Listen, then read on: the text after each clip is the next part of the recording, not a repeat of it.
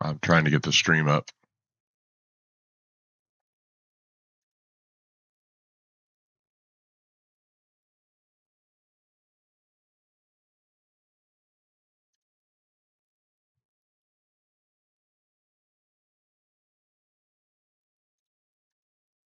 Where's William?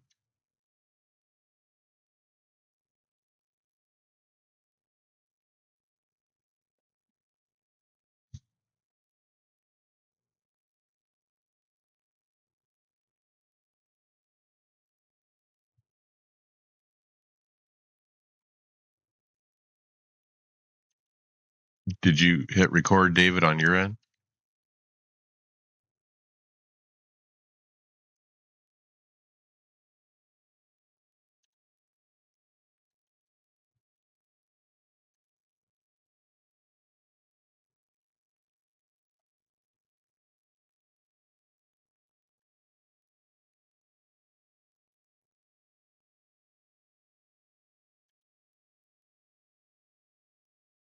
Well, I don't have the fancy video to play like Greg does.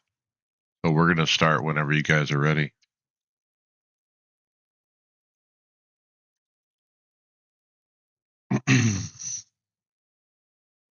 And I'm going to be looking up, unfortunately, because that's the easiest way to do the stream is on my fourth monitor. So when I do it on the triples, it tries to grab everything. I don't know how to use it. I'm surprised I even got it to work, to be honest. Can you guys talk so I can see, make sure your audio is working? No, I don't have audio. Hold on.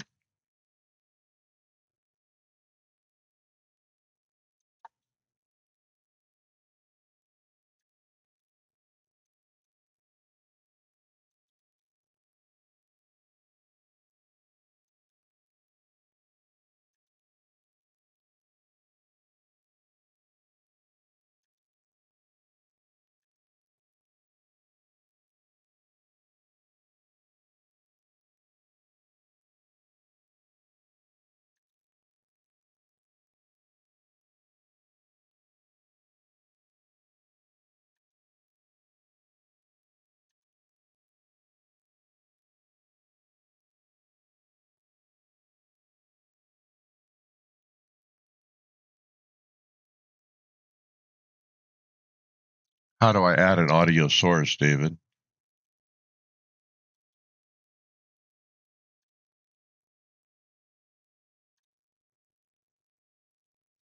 All right.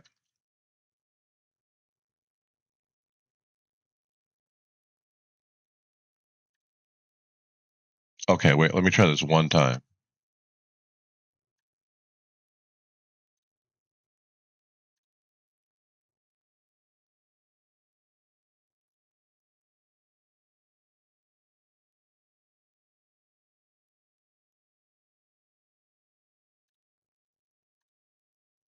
Okay, talk now. Talk now. Yeah, I got it. Okay, so let's go.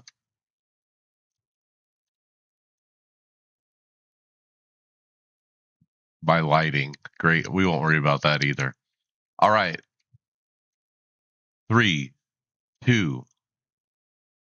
Welcome to the iRacers Lounge. I'm your host, Mike Ellis.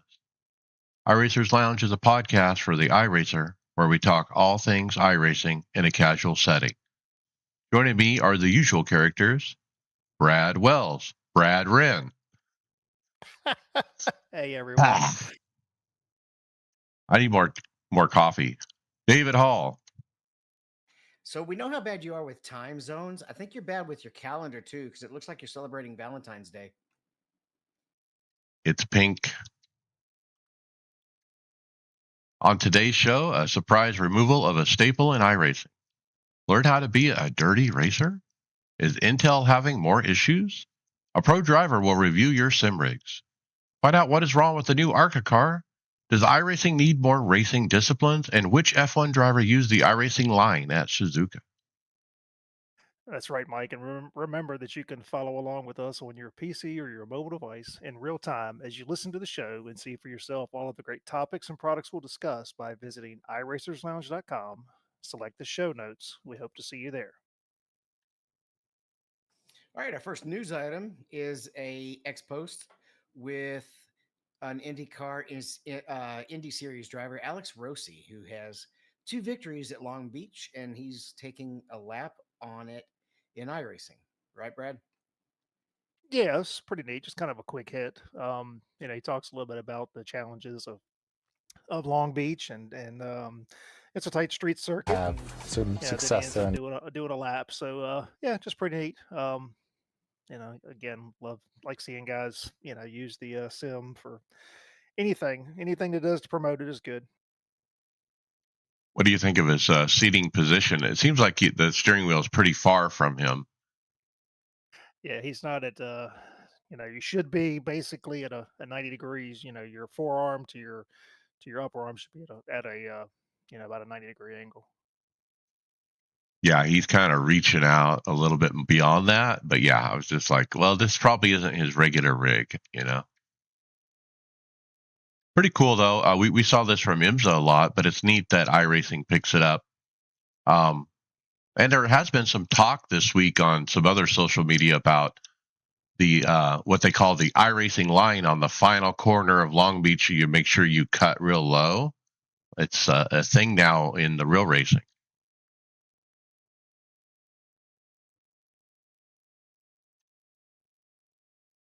Anyway, All right.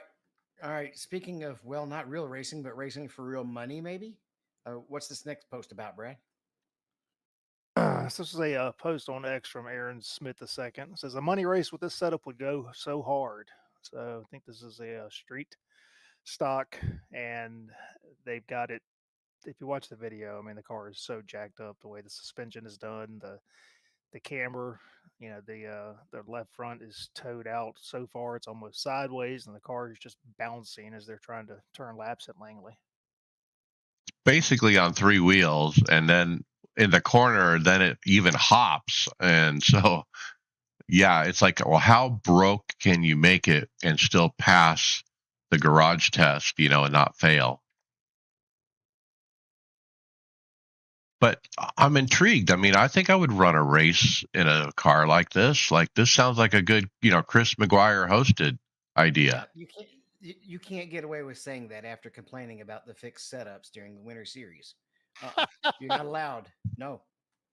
Right. It looks like fun. Yeah, it looks like Brad disconnected Mike. He'll probably be right back in. But let's go ahead and talk about Garage 2 Grid Sim Racing Center. Yeah, I found this, like an advertisement to me, actually, was what it was. But it's one of those sim racing centers, and they show a video here on their website where, I don't know, it looks like they have 10 or 12 maybe rigs, really nice looking lounge, triple monitors, curved, nice formula setups. It all looks like high end equipment for sure. Recaro seats, we know those seats alone are super expensive. Pretty high end place. It's in Georgia. Yeah, I was hoping William was going to be on tonight because I wanted to see how far this is from him. So looking at the website, I mean, 30-minute practice session, $40. More than $1 a minute. 60 minutes, 75. So I'm just curious about the business model. It seems like a lot of these are cropping up though. I mean, but I guess we're not following up to make sure they stay in business, but I'm trying to monitor them. But, uh, man, I mean, what an investment. You think about the property, the building, the sim equipment that's involved there. Like I just mentioned, the Recaro seats, you got 12 of those. I mean, think about the ticket, the money that's invested in. How fast can they recoup it? Like if you have 12 simulators that are running, let's say you get 6 hours paid on them each a day at this $40 for 30 minutes. I still don't see how you recoup the money. Does it add up? I don't know if the mass, I don't know. I could be wrong.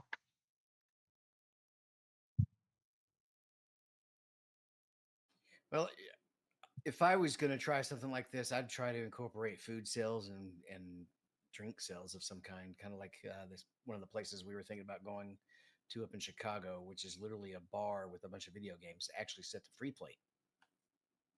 Yeah, dinner and drinks and party and fun and you know fellowship and that kind of stuff. That can definitely drive people coming in, and then have sim racing as the hook, to get people to come. Yeah, I guess that might help if somebody was on the fence about going or not. So we got a post on X from Dr. iRacing PhD. It's it's titled Trouble. It's 87s. I'm guessing Talladega. But we've got one of them gets turned and goes for the blowover, and then out of the track it goes. I love this. I mean, we've seen the blowover. I don't think, and we've seen it up in the fence, but going up and over the fence with the blowover, I mean, 10 out of 10. I mean, what a fantastic wreck that was.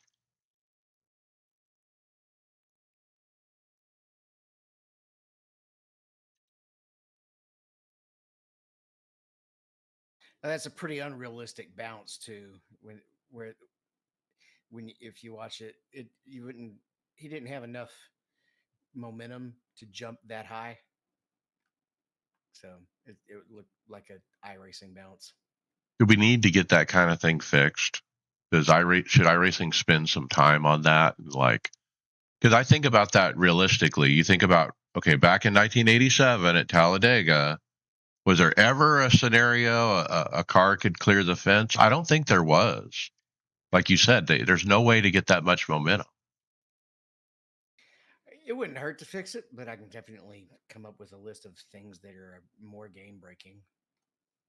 Well, Jimmy Horton back in '93 went out the fence, so they can happen.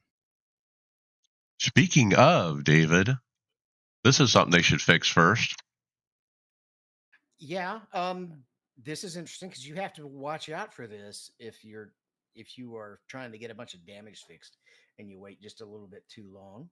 Um, but an audio cue from the spotter telling you whether a pit is open or closed would definitely be helpful. Um, I don't even know if this has got anything on the appy where you could put it even on a third party app to put a big warning sign up when it's closed either. I've never seen anything where Mm-mm. this data is actually put out other than in the little black box. Martinsville is what comes to mind. I'm trying to get off pit road. I see the pit road exiting closed, or it's getting ready to close. I stop. The guy next to me doesn't. He goes around me. He ends up with a black flag, and I don't. And depending on how late you are coming out, you can get if you come out behind the pace car and don't realize you came out behind the pace car and go on all the way around, you'll get hit really hard. If you get come out in front of the pace car, it'll just give you an end of line and you're already at the back of the line anyway. And it really should do that anyway because that's why we're having delayed greens every caution in the current races because But it's telling, but that's another story. I think what's happening, and I could be wrong. Tell me if I'm wrong. That the pit road closing thing is also in iRacing dependent on if the field has all gone by or not. That pit road exit. If the field hasn't gone by, it won't open up until the field's gone by. And I think that's why at Martinsville we're getting off pit road before they even get around. Yeah, but No, you're getting off pit road when the if you're were you trying to get damage fixed at the time? No, I'm a lead lapper. I've pitted from Martinsville. I'm getting ready to come out. The pit road's closed because the rest of the field is still coming around, and they haven't come by the pit road exit, so it shows closed. Now, as soon as they go by, it opens and we can blend back in. Yeah, it is supposed. That is the way it's supposed to happen there. yeah. I mean, it should. So no, I mean, this is a feature I think we ought to have. One of the other suggestions in this forum thread was Michael Martin. He said the other thing I'd like is when getting a black flag, have your spotter tell you what kind of black flag it is, whether it's a stop and go or a drive through. We get audibles for so much other stuff. I mean, why can't I get an audible for, hey, you got to do a stop and go, you got to do a drive through, as opposed to me having to try to look and see what it is? Because, um, yeah, it's just that's to me that ought to be just an easy cue that they can put into the spotter calls. Now I know that one does have data because crew chief will tell you if you're running crew chief. Okay. I quit running that a while back. I run it just because it just has a lot more info. It's particularly nice in multi-class racing Yes, it is. because it'll tell you where a wreck is in multi-class. What turn? You know, yeah, it'll tell the turn usually by the name. So if you know you're coming up on say Sunset, you know there's just been an accident there. Yeah, and then for if you're driving one of the slower classes, the calls are a lot earlier when you got traffic coming at you, as opposed to just the regular spotter. Yeah, so it'll tell you, hey, you better start getting ready to get out of the way, right? No, gotta run my defensive line. All right, I know what answer I think to this, but could iRacing expand to even more disciplines? What do you guys think? Look, before they released Mount Washington, which is what I would call point to point racing, or maybe even rally racing. I don't know what you would call that. I would say the answer to this was no, but they did Mount Washington. I was pleasantly surprised. It feels a little nice niche that I like anyway, and I'm sure others do too, of that type of racing. And so if they surprise me with something else, I want to be open to it, just not blindly say no. How many series are running Mountain Washington now? It's a not a it's you can't race other people. It's an individual event. So how many series are running it? Right, zero. I guess that's a bad example, but anyway, it's Sivan Den in the forums. He gives up this list. What about moto racing, motorbike racing, dirt bikes, motocross, drifting, kart racing or karting, dragsters, even could do some ice racing. Well, some of those are already a no go to try to do any sort of motorcycle. I just don't think it's feasible. We've had the cart discussion for a long time. I just don't think the sim could ever really support a cart. It's just way too difficult to try to do the physics. I don't think it's why there's really ever been a good karting sim that's been released, because it's not carts are just not it's not a stationary thing like a car. There's so much involved in a cart. And bike racing as well. Half the racing is what you do with your body on the bike. Right. And so until that is easily, replicatable, I can imagine in the future you wear a suit that has a bunch of sensors in it and you're climbing on a thing and I don't know. I Well, they can't have even imagine. arcade bike. They have arcade bike games where you actually get up on a bike, Those are right? fun. That's the kind of sim rig you would need for that. So imagine trying to write that for iRacing would be just a waste of resources. It's somebody that is going to do that needs to be specialized. And weren't y'all just talking in last week's show about how all the numbers have gone down since they bumped up all the start times from to shorter cycles? Yep. Yeah, that's what we talked about. Is the just the participation's down considerably on those. But I mean, I think the only one in here perhaps would be drag racing. That's been talked about for years. I don't see where that would be. If we could do point to point, why couldn't you do drag racing? Yeah. I could see it where drag racing could work. Maybe it is more of a single individual event like Mount Washington. You go in, you're against the light tree, red, red, red, yellow, green, and you see what your response time is, and it flashes it up, and it puts you in a time trial with others to see how you stack up, and how you keep that rubber under you and you don't spin the tires the faster you go. So you have to manage the throttle. You're in that top fuel dragster. You have to manage that throttle all the way down the 4 seconds or whatever, and whoever does it the best is going to have the best time. And it's kind of like a time trial. Cool. Or you could put out a really good drag racing game because the physics and the discipline are so drastically different. Every Even with the point to point, we're still doing left turns and right turns and everything we do on here. Well, that's a good point. I think we all forget iRacing is definitely a console game maker now. With NASCAR 25 coming out, we probably think, are they getting the IndyCar game and that kind of stuff? You know, to your point, David, maybe that, if they do drag racing, it belongs in the console side, not in this leave iRacing where we have it, right here with road racing and oval racing and dirt. I continue to get irritated about adding so many different things when we really do need to go back and fix some of the core problems that are Yeah. not 2-year old problems. We're talking 10-year-old problems Oh, at it's older least. than that. I mean, there's been some that have just been broke. I mean, some of the stuff is still carryover from NASCAR 2003. It's never been fixed. But one thing that they seem to be vacuuming up is the use of clubs. Disbanding of clubs and raising of flags, they call it. That's a title idea. Yeah, so jumped on the rig this afternoon and I was like, oh, we had a little update. You get those non-downtime updates, usually a couple times, maybe once a week or whatever. And I'm like, all right, let's look at this. I'm like, they disbanded the clubs.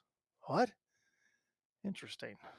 What's funny was we were just talking, I guess, after last night, a couple of the guys on the team were actually leading in their club championships for the season. Not anymore. Ooh, okay. So wait, now I'm so used to like entering a room, looking at the participant list on my JRT, and seeing right there that country column. You can see if they're in Eastern Europe or Brazil or United States or where are they from, and just have an idea. Oh, well, this guy's in Australia. I'll give him a little bit wider berth because the debt code, those kind of thing, a ping and that kind of thing. It's just a natural thing to look and see who am I racing and where are they from. So how are we going to do that? Well, they're replacing it with the flag choice, but you can choose your flag. This just opens up a whole can of worms. So I'm okay with that as long as they add that custom flag that has 50 stars and 9 maple leaves. Wait, you don't have to pick a like an actual country flag. You can be custom. No, you have to pick an actual country flag. I was just making a Canada joke, especially since Graves not here to defend himself. Yeah, well, we got another link to another forum post. This was Nick Neben. So flag system potential issues, and so this kind of opened up some discussion for concerns and whatnot. And then some of the people have even asked for, hey, instead of having to have an American flag, why can't I have a state flag? So, I mean, what are we going to end up with? We're going to end up with every flag for the states, every country in Europe. I mean, it's again, I don't unintended consequences. Sometimes I don't think ever get thought about.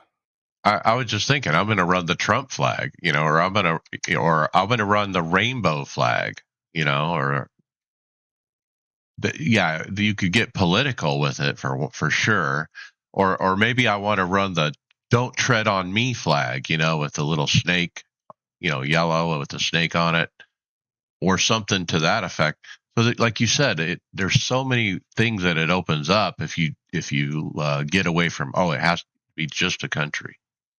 Yeah, I mean, I understand the club thing going away. I mean, the club thing hasn't been really anything in years. I mean, when the service first started, there was a lot of times. I mean, there was some competition between clubs, and there was stuff that was going on. But again, it was a much smaller group of members, and it was interesting, and it was neat to be able to see. Oh, hey, you're in the Virginias. So where are you from? What I'm saying, that's kind of how it got used more than anything else. Was you see somebody in your club and you kind of get an idea. I remember the old forums used to have, there was a club, there was a forum for every club. at one point. So, I mean, like I said, I can see the clubs going away. I don't know the flag things. I just think it's going to be it's going to have issues. Yeah, Nick Neben has some really good points. Like maybe everybody in a European race is pissed off at the U.S. and decides to all run the American flag, or maybe all run the Mexican flag in protest of the U.S. In some way, or so maybe it should still be locked to where you're actually located.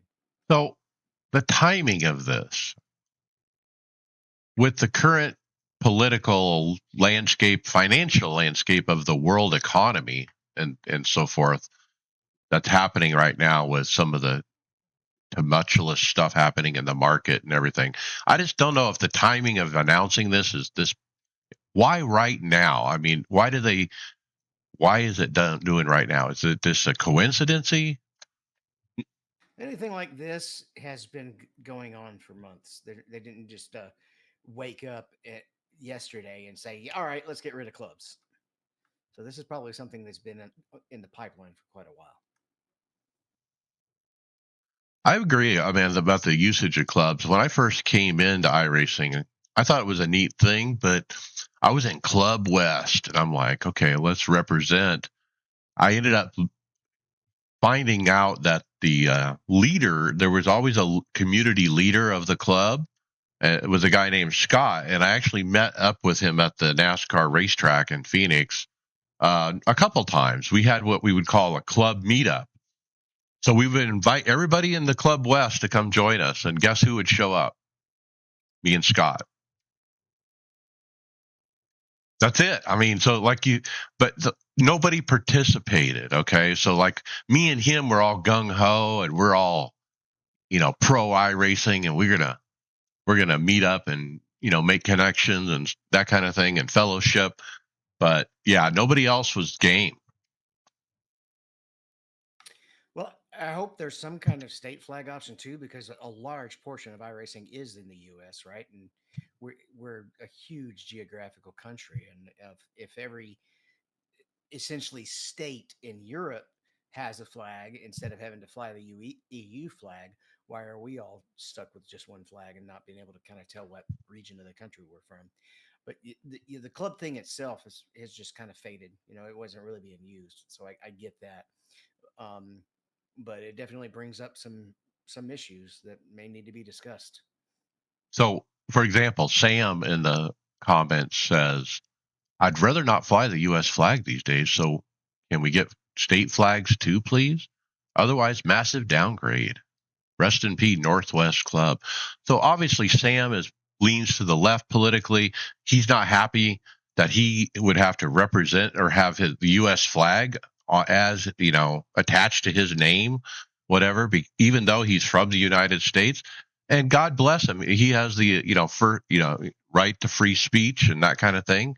But what is Sam going to do? Is he going to pick the Mexico flag because he's not happy with the current political climate? I'm just going to find the smallest country I can find and go with it. Maybe, what is it? What is it? The Vatican? Monaco. Or is it Monaco that's the smallest country? This was a trivia question actually, just a couple of weeks ago, and it's not Monaco. It's probably the Vatican. It might be. But anyway, let's move on. Broken graphics. We've got a post from Avari Lee, and looks like that they have a fencing issue. Like literally, I mean, he shows a video and there's a fence that literally goes across his view as he pulls off pit road. He drives towards the fence. It just stays out in front of him. He never quite get to it. And eventually it gets right up against his windshield and I don't get it, Brad. What's going on? Yeah, I don't know either. Something's going on graphically, whether it's I would hate to say it's not a graphics. I mean, it's got to be, I don't know. It's not like a graphics card failure. That's not going to produce a fence. It's got to be a bug somewhere, some rendering somewhere. It sounds like it's time to uninstall and reinstall iRacing. Well, it looks like, I mean, the way he reads this is, I just installed triples last night, ran a few test drives. Everything went great. I boot the PC this morning. All of a sudden, the fence. So maybe his equipment isn't quite up to par or something. Would be my first guess. Were there any helpful replies? Not really. No. Yeah, it could be. He says he's running the graphics config. He may need to turn some of the graphic settings down. Um, Yeah, I mean that's the problem with stuff like that. You have no idea what's his PC specs, what's his graphics card specs. I mean, you just just hardware is the yeah. driver. That's a Are the drivers updated on his video card? Whole lot of lists. So, that's a he problem. Yeah, a him problem. all right, will we call this next one, Brad, a sim to reality story?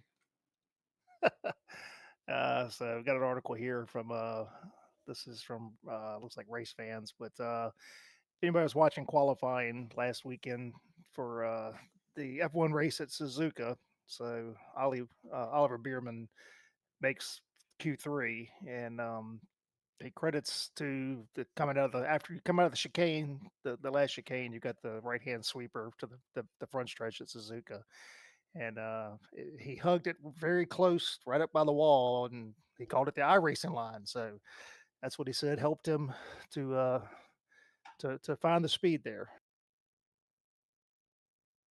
I know Mike runs it. I still have not run it, and I recently had to learn a track. What when we were at Sao Paulo, I didn't remember that track, but I have watched enough videos on VRS learning tracks that I feel I'm quicker at finding what what type of corner each corner is than I used to be. Yeah, I think it's a neat shout out by Behrman. To give iRacing a shout out. Obviously, he knows the lingo and that kind of thing, and it's pretty cool that he just does that in passing. It wasn't like he was asked specifically about it. He just said, "Oh, well, I'm running over here by the pit lane because that's where the iRacing line is." Pretty cool. Well, this next story definitely is kind of a sim to reality story. Uh, a sim racer basically helped to dial in Max's setup at Red Bull. Yeah, pretty cool. This is all over social media after Max won the race, but Max basically gave credit to Rudy Van Buren, who we've talked about on this show before. I remember several years ago he was in the news that we would talk about on sim racing, but he is the Red Bull sim racer or the sim driver, the tester, whatever. He drives on the sim at the factory over the weekend and works on setups. And apparently, whatever setup he came up with was what led Max to a victory. Yeah, not unheard of. I mean, there's on the NASCAR side, there's quite a few of the Xfinity guys that they do all the sim work for, say, Chevrolet.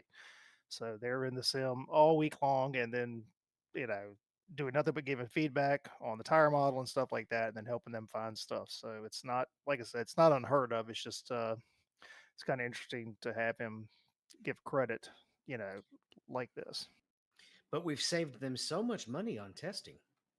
Yeah, I know. So it reminds me, I think, what was it, Chicago last year or the year before last, where Denny Hamlin, gave credit to what's his name that was racing for them on the esports side, and he ended up being basically that he was doing the sim work for Joe Oh, the Gibbs. guy from Nova Scotia. But I mean, Denny credited him, for helping him to figure out Chicago and to help him figure out the road courses. So, I mean, again, it's just, I think Rudy does have some real world racing where I think somebody I saw was either some GT racing or maybe F3 or something. But I mean, he's not in a car every single week. He's not an F1 driver, right? But he still Right. does the sim work. So that's pretty cool. Well, I think it says on here he's never been in one of the cars. No, but I think maybe it was in He the was Discord chat. GT3. Yeah, he's done Yeah. GT3, I think.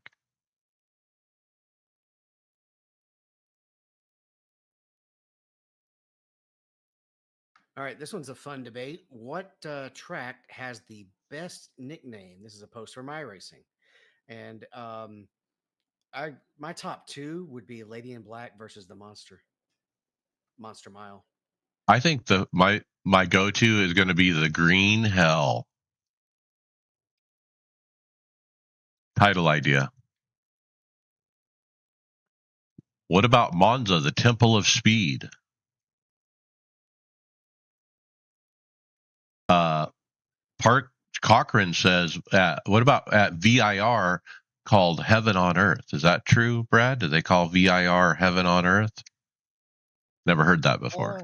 Yeah. I mean, it's a there's another word there's another saying they use as well. Lady in Black. The tricky triangle, Pocono. So our friend Chris Waldron would say, Oswego, the Steel Palace.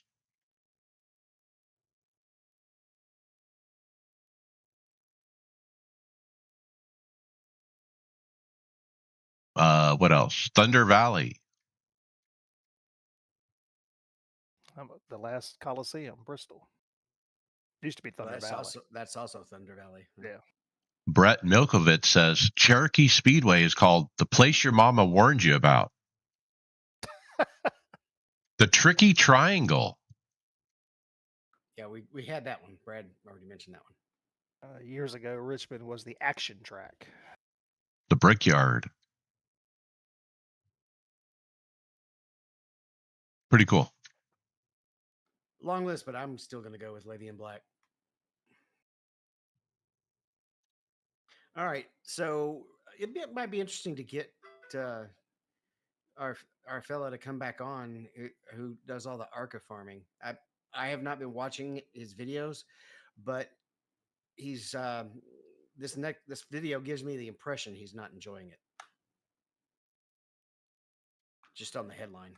Yeah, DJ EJ puts up a video basically saying he's done with the ARCA car. I mean, just after they put out the new version of it, and like you just said, he is the ARCA farmer. So, this is like if I was sitting in iRacing's shoes right now, this is a big red flag when you have a content provider like this who puts out videos to the iRacing public who lived in that car, hating the new one. I mean, I don't know if he's hating it, but he's going to quit driving it.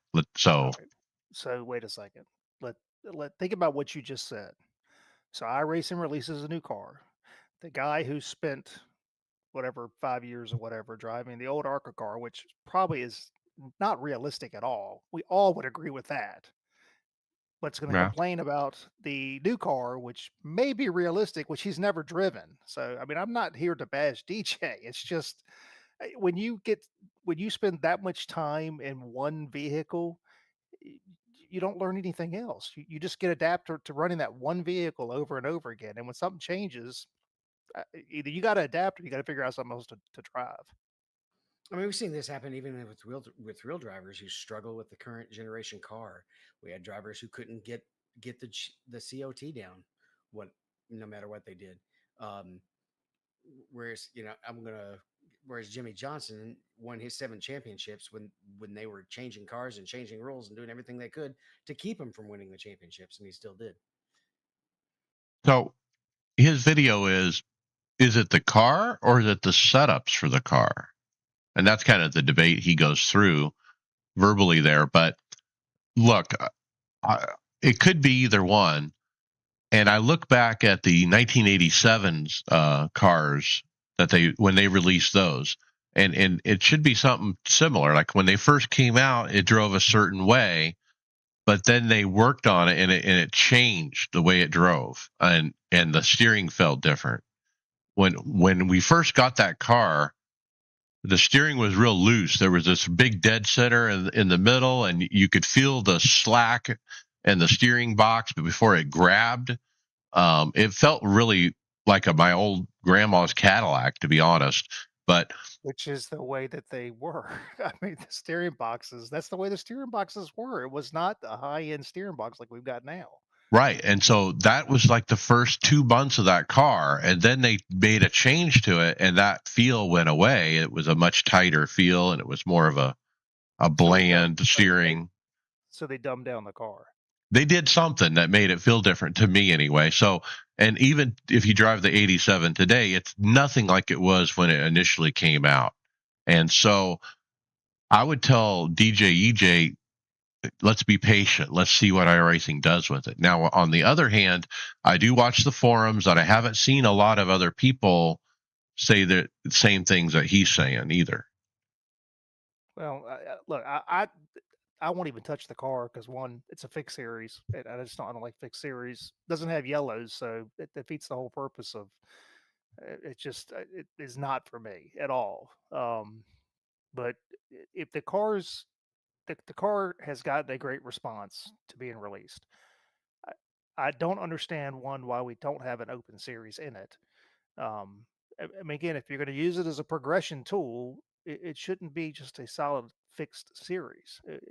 Cups, I mean, the trucks have an open and a fixed. The B car is open and fixed.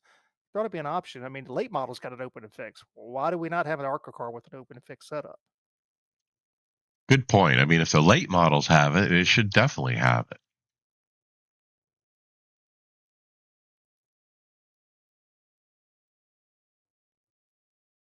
I don't know. The guys that on the team that have been racing, there's some frustration at times, but for the most part, most of the feedback I've seen has been good. The guys seem to be enjoying racing the car.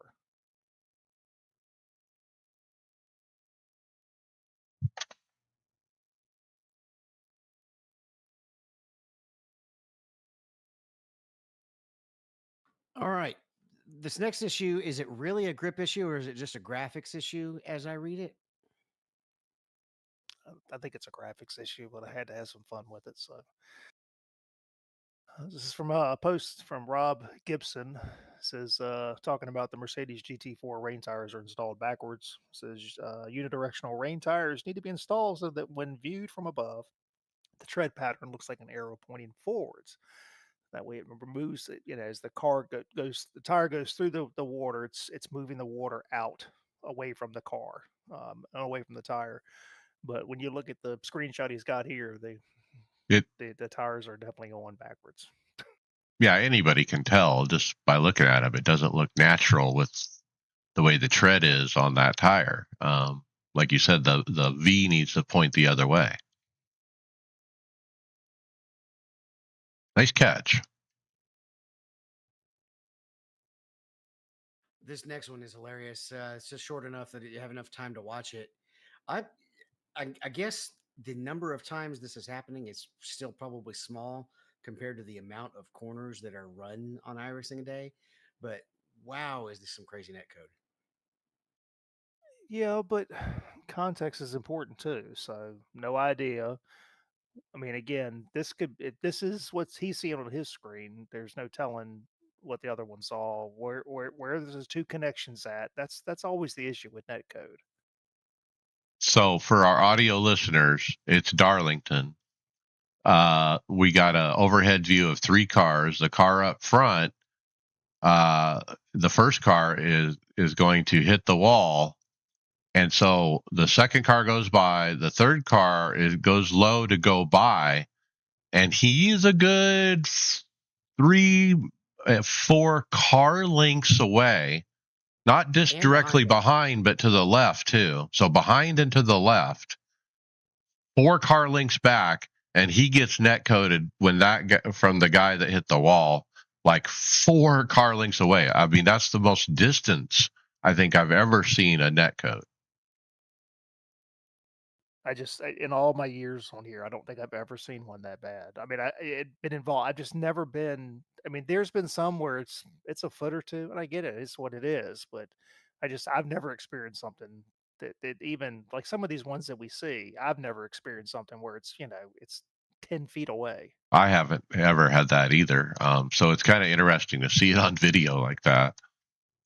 Well, we had one happen to Tom, where I believe at Martinsville, he just magically got damaged when nobody was near him, and I mean, like enough for a meatball. So it can't happen. All right, I did get time to watch this video, and It's kind of interesting, and yeah, you kind of incorporate it in some way. I don't know if you would call it in some cases dirty or not, but they are actually training their guys on how to race hard and in particularly basically rub without wrecking. I think is a best way to describe what a lot of this video covered. What? That's NIS every day, right? No, but they wreck. No, no, rub without wrecking. Oh, You said. oh, oh, okay, I get it. Funny. I don't know. I didn't watch all this video. I watched parts of it, or the early parts of it, but I got the impression, yeah, he was trying to teach aggressive driving, basically. Is that what it is? Yeah, this is a video by Suelo El Media. I'm probably not saying that right, but sim racer that's turned that into a career behind the wheel. He's got a driving academy basically, and one of the things that they do in the driving academy is they get together and they send them out in pairs and they tell them to race rough. Race. Like I mean, some of the video shows them like at Laguna Seca run side by side through the corners. Inside driver, you need to try to crowd the outside driver as much as possible. The outside driver, you need to try to get the inside driver off the track, without wrecking. And they go through this, and there's times where they wreck, but then there's times where they don't. So, I mean, I don't know. It's just let's go back to the story that we had just had above before us. It's there's so many things that go involved with racing online that unless you've got both guys have got very stable connections, this just opens up a whole can of worms that can end very badly. But practicing it is not a bad idea because a lot of what we run into in NIS is guys they never practice it. They never practice in race conditions. Really, they just run around hot lapping and then have no idea how to race beside somebody on ovals or roads. No, I don't Um, disagree. I don't disagree. Yeah, I'm thinking Dover. The inside guy arcing up against the outside guy before diving down, or you're in the corner and the outside guy is crowding the guy below, maybe even rubbing him a little bit to make him have to check up, really crowding, side drafting, that kind of thing. It is a contact sport, and NASCAR to some degree on some tracks. You think about Martinsville, Richmond, places like that. We're kind of leaning on each other a little bit in the corners sometimes. Yeah, I mean, I think there's a difference between actually, there's you can crowd a guy and you can take a line or you can force somebody to make the decision. Oh, either I'm backing out or I'm going off course. I mean, we talked about Kyle Larson is very good about doing that. He puts people in very compromising positions and they forces that person to make a decision. Either I'm backing out or I'm going to get wrecked. I would prefer to do that as opposed to just going through the corner banging fenders to try to push somebody off the track.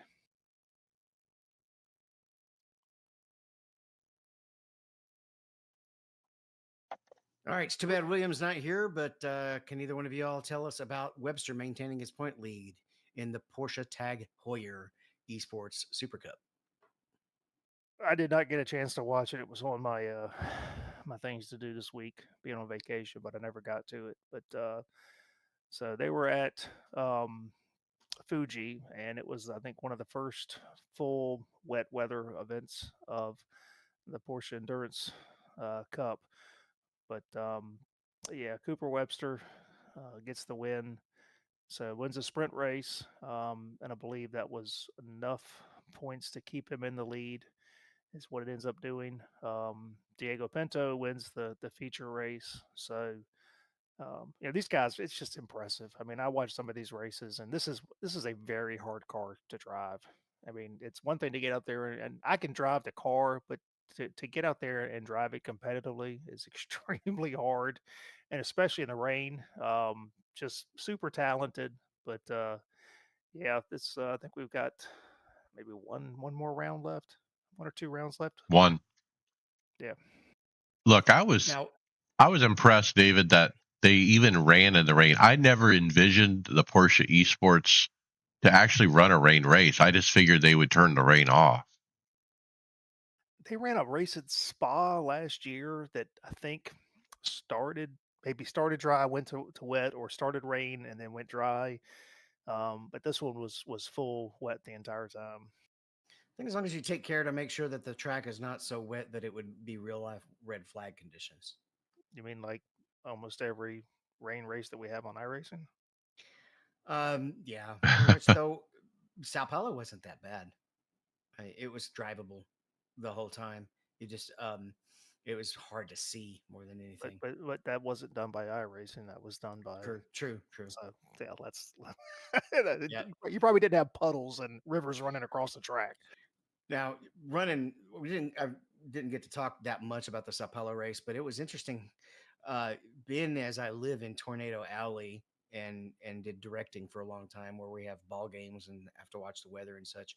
Um, you have uh, I I could almost be considered an amateur weatherman. And the radar was actually pretty lacking. It was either zoomed really far out where you couldn't see the track at all, or you were zoomed on top of the track where you couldn't get a good idea of when it was really going to hit, and it needed kind of a more medium zoom level because it was really hard for me to predict exactly when the raindrops were going to start falling. Yeah, we talked about that back at the 24 hours the Daytona because our split was we had about 12 hours of rain, but it came in waves, and you couldn't tell. I mean, it was you look at the radar and it's like, okay, rain's clearing up, and it looks like, okay, well, we're done with the rain, and then 2 hours later, here comes another cell coming in. Well, you know, I look at my if I go look at the radar, I can zoom all the way out and I can see all the bands that are coming. I can see what's going to happen in the next couple hours. If we're going to do endurance racing, we need to be able to have a much better radar to where we can try to plan. Now, just a little weather clarification: you can't see every band in Florida. They form and reform I, but that's Florida specific. Anything coming across the middle of the country, you know it's coming from 12 hours away. Yeah, I mean, I've been on vacation this week, so it rained the beginning of the week while I'm trying to decide what I'm going to go out. So I'm looking, I can look and see, okay, well, we're done with the major stuff. There's another band coming. So I'm probably wait 2 hours before I can go outside in the yard. I mean, it just makes it easier when you can look at more stuff. I was driving to a rehearsal over on the other side of the state and had to pull over and wait for a tornado to finish passing through Jonesboro. I watched the iRacing little video replay of the sprint, the end of the sprint race or the run to the checker. Very entertaining. I mean, I'm entertained watching the Porsche race in the rain. These guys at one point were 3 wide for second. Um, but they're more apt to make mistakes in the wet, and that led to exciting racing, in my opinion, as a viewer. So on the point standings page, what is the dotted line indicating? It's got the top three marked out. Is that basically just podium finish, or is there a playoff? I don't know. Maybe they're locked in. That or they may be close enough points wise, so one of those three is gonna has a chance to I win the think, title. yeah, something Okay. like that. There's only one race left, so Yeah. So this is Mathematically. the fourth place is 90 points out, whereas third place is only 70 points out, 70-ish or 65. That might be it. All right. While we're talking about professional series, Mike, how about the Tucker Minner show? yeah, that's exactly what the Coca-Cola iRacing series was. As they returned to the Rockingham, in a long race, 200 laps, which is unusual. Well, they don't normally run that long in these races, so I think they have They a used couple a to. year. They used to, right? And so I did watch the race, and it was actually an enjoyable race to watch because it wasn't a wreck fest. And it was pit strategy kind of going on. When do you take tires? There's a lot of that discussion. Everyone has a different strategy, or different groups have different strategy. But boy, Tucker Binner, he really dominated. I think he led 100 laps, and the only time he didn't lead was when green flags were cycling, right? Yeah, I mean, I think it goes to show that the racing gets cleaned up quite a bit when they're not, 100 lap sprints, and that's to me, I think that's the issue is everybody seems to lose their mind when they're 100 lap sprints, and it doesn't matter, just go, go, go, go, go. One, it's a tough track. You got to manage your tires, but really enjoyable race. There were comers and goers. It was neat to kind of see guys come up through the field, like you would get at a traditional a race here. So, you know, um, I've watched probably about half of them this year, and this was probably the most entertaining race that I've watched, just because from a organic race, you saw the strategies having playing themselves out. Yeah, I So thought it the was good. standings. Go ahead. Sorry. Well, I was just The going to agree that it was fun to watch. That's 5 races down. Steven Wilson is at the top of the standings with 3 wins, but he didn't have the most points actually. Tucker Minner up there with 1 win. Colin Keister up there with 1 win. Zach Novak and Dylan Alt no wins, but round out the top 5. This also concludes segment 1, and Zach Novak collected the most sim points at 170. Yeah. So he'll get some kind of bonus for that. It's $3,000 is what he won, but coming in, Wilson had the lead and just did not have a good race. He just did not have a good race.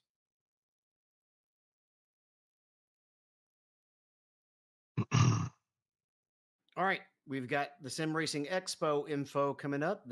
We're on a Discord channel with him now, and so he's announcing new entries every time. We got now, HSW. David, this HSW announcement, they announced it earlier within the last 7 days that HSW SimWorks was coming, and they're going to be a wheel manufacturer. They're new. Uh, or no, they do the small button box. Oh, I'm sorry, the small button box. Is that what it was? Anyway, I forget Home of the exactly what they world's do. smallest button box. They announced today, though, on social media that they have actually are going to pull out. They're not going to show up, and the reason is due to the current tariff situation with the United States and Donald Trump and everything. They are not going to be able to financially get the wheels created before the expo, so they're bowing out for now. There was another announcement for the Sim Gaming Expo. It was a podcast. I forget the name of it. I've never heard of it. It's the Chicane podcast. The They do a Chicane pretty good. Yeah, podcast. yeah, they do a pretty good job. I need to listen. I've not heard of it till today. So, yeah, check out the Yeah, Chicane podcast. two of the guys are in Hawaii, so it's kind of interesting. And they talk about stuff outside of iRacing. They'll talk about some of the other games, but they did a covered quite a bit. They did quite a bit with the active pedal, and then they kind of went off on a tangent about 3D printing, which was interesting.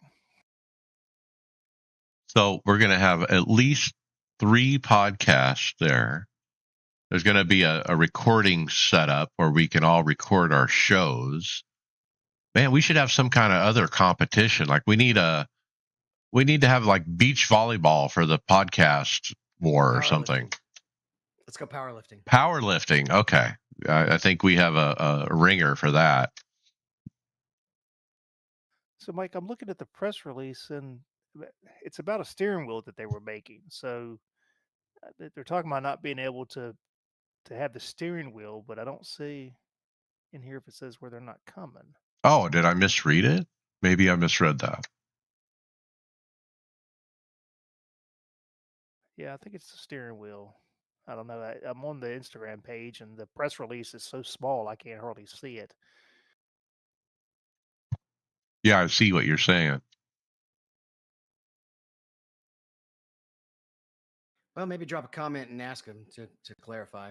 Also, don't forget you can use code IRLP10 to save 10% off your tickets at the expo. Yeah, get signed up. We're ready. We're going to have a lot of fun. We're going to meet a lot of people there.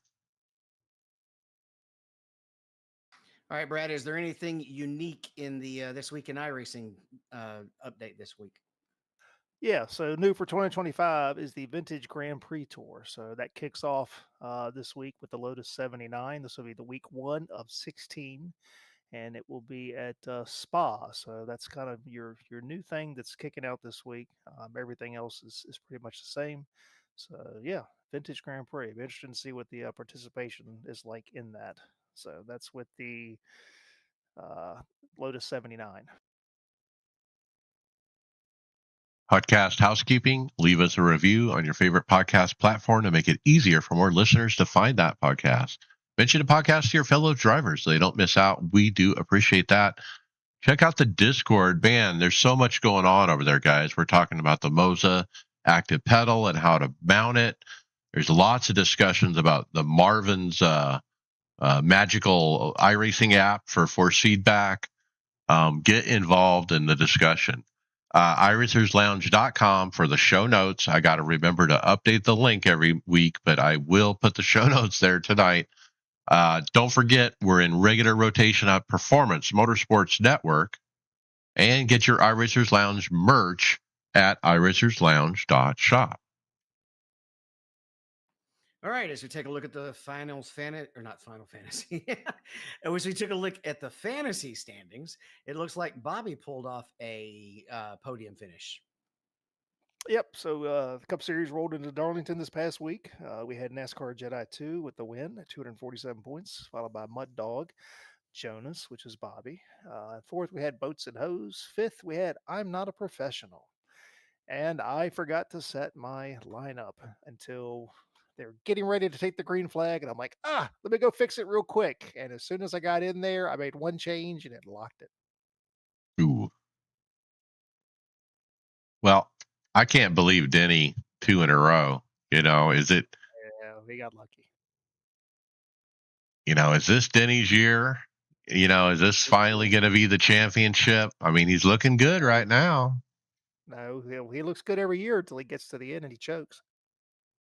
Man, he's looking good right now. But pretty cool to bring a sponsor in and win right away like that. But look, it got won on pit road. Really, it was all about who got off first on pit road. Really, the driver, yeah, has to bring it home, but man, the pit crew performs. So I didn't watch the video; I just listened to the audio. Was the debris that was the lug nut, was it up against the wall, or was it actually get closer to the racing surface? No, it was down off the racing surface, but and I get it. I mean, I think NASCAR tried to wait for them to cycle through, which they've done before, but man, if a car hit that single lug, there's no telling where that thing could go. That's the problem. That So could like go through a it was still fence, right? yeah, it was still so it wasn't actually against the inside wall as Freddie Kraft was saying then. I don't believe so. I mean, it was I don't know. I mean, Junior was talking about that. He knew they were trying to get through the site, and I get it. They don't want to screw it up because it really. I mean, how many times do we deal with it in the game? I mean, how many times? What did it? At Vegas was a perfect example. To both my races at Vegas, we finally get green flag stops, and both times I get caught with a caution after making a stop. Yeah, It's but we've frust- thrown fits in the past for them not bringing calling a caution just to let the pit cycle complete when it should be when there was clearly a safety issue. So Oh, I get it. I get it. So, I mean, it was a typical spring Darlington race. These are usually not as exciting as the Southern 500 because that's a cutoff race for the playoffs. But I mean, it was a good race. I mean, it's Kyle Larson, brought the first yellow out and the last yellow, so kudos to him. Let's go ahead and wreck twice. But I don't know. Um, yeah, I hate to see. I'm not a Byron fan, but it's when you see somebody lead 243 out of 293 laps and they just screwed up the pit stops. They stayed out too long, and that's what cost them. And it's just that's I feel bad for the guy because they were the class of the field all day long. but it's another example of a car that's just too dependent on clean air. I mean, they made it more dependent on clean air than the previous car even. Oh yeah, In Bristol, I mean, who do we like here? I mean, man, I'm kind of hoping Kyle Busch can come back to winning form. Which Bristol do we get? That's going to be the question. You know, same tire that we had last spring that was, you know, cording in 40 laps, and we took it back in the summer or the fall, and it was fine. So I don't know. It's hard to beat against Denny here because Denny's very good at Bristol. I just don't think Kyle's got the car. He doesn't have the equipment, unfortunately, right now. I don't believe. Denny's got momentum, of course, and yeah, so there you go. All right, so as we leave Martinsville, overall standings, we got Mud Dog in the first with 1,547 points, followed by Silver Mustang 91 in second, and Mike Awuju in third. Canadian is fourth. TG1 Racing is in fifth, and yeah, no Tifosi guys in the top 10. That top four are within 7 points of each other. It's a battle.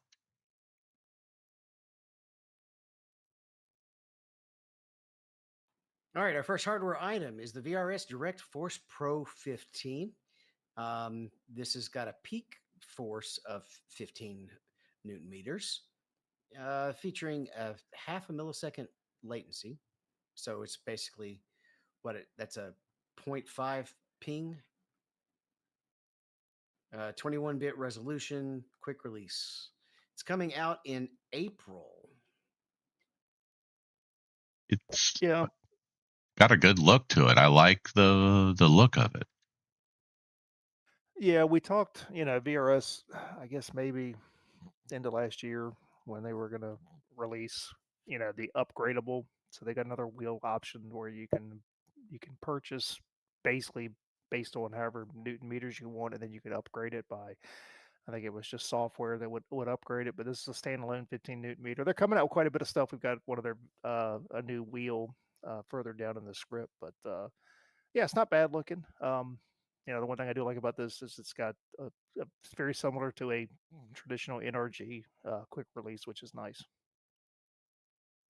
15 is a good number. It's not too low. It's not too high. It's kind of I feel Sweet like spot. 11. I would feel a little weird about buying 11 newton meter, but a 15, I'd probably be okay with that. I've got a 15, and I'm happy with it. So the next one seems like a deal that maybe is too good to be true. I'm just wondering how in the world do they have that much force and are keeping the price that low? The AccuForce Extreme wheelbase at 28 newton meters for $1,200. American made. Um, this is their new wheelbase, and this is as they call it, the best value per newton meter out there. So if you do the math, 1,200 divided by 28, that's where they get that number. It is, but I mean, Sim Experience has been around for a long time. I think this is another one of those that's got that very large um, power Power unit. I supply. mean, yeah, there's a whole separate piece it's like the VRS one, VRS's original one. So yeah, 28 newton meters. I think the closest thing is at the gosh, what's the? Well, mine's 25. No, I know, but there's oh gosh, what's the? There's one that we've talked about before that's got what is it like 30 some? I think it's out of V&M. Out of Vietnam. V&M has that, yeah. So $42.82 per newton meter. Now I don't know software side. I have no idea how the sim experience stuff is. So I'd seen there was a thought Sean Cole at SimPit. I think he did a review on this, and it may come out today, and that may be why I missed it. Yeah, we're going to get But we'll, reviews, I think, shortly. But yeah, I've never heard anything bad about Sim Experience, to be honest. So this is going to be something to look at for sure. And we'll be following it, but it just you get what you pay for. So I'm wondering where are they saving the money? Yeah, are they just gambling on the fact that they don't have to pay the tariffs? You'd have to guess they're getting the actual motor part from China or from Europe, or I don't think you can source those locally. Well, will parts that are being brought in for manufacture over here will those be subject to tariffs? Yes. Okay, so I don't see how that works. Like most of Ford is built over there and just put together here. We got a lot of tariff discussion as we go through hardware, as we go down this list. Let's keep rolling. So check those drivers. This is a post about Microsoft Flight Simulator, um, but is it going to affect iRacing as well? Apparently, there's something with 572 NVIDIA drivers that's causing issues for the RTX 40 and RTX 30s. Look, I grabbed this because I thought it might affect people who are iRacing. Look, if it affects you running flight sim, I would expect that it affects you running other sims. So be cautious. There is a warning out there about don't upgrade your NVIDIA drivers here in the last week. I I mean, historically procrastinate upgrading my drivers, kind of for this reason. I just upgrade when I think something's going wrong. It's one of those: if it ain't broke, don't fix it. yeah, I mean, for me, it's the only game I run is iRacing. So if it, like you said, if it works, it's not broke, don't fix it. But I mean, I understand if you're running a lot of other games where there's Call of Duty and all that different stuff. I get those guys do lots of updates for drivers, but I mean, I think even the last time I updated, I think I ended up rolling back to a previous driver just because I had a little bit better um, performance out of it. So.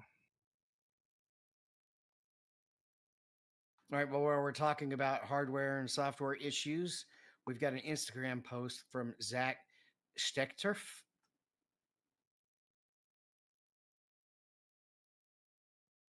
I figured you'd take this, Brad, since you're on the Intel.